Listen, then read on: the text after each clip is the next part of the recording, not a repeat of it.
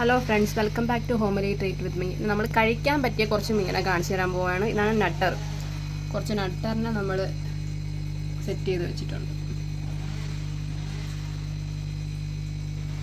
അതുപോലെ തന്നെ കരിമീനും സിലാപ്പിയും കൂടെ. ഇതിൽ കരിമീനും സിലാപ്പിയും ഉണ്ട്. അതുപോലെ തന്നെ വേറൊരു മീനും, ഗ്രാസ് അപ്പുറം അങ്ങനെ എന്തോ പറയുന്നൊരു മീൻ.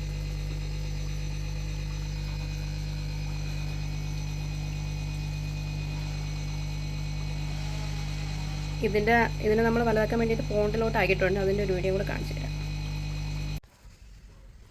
ഇത് നമ്മളെ സിലോപ്പിയാണ് വലുതാവാൻ വേണ്ടി ഇട്ടത്. കുറച്ച് സൈസായിട്ടുണ്ട്.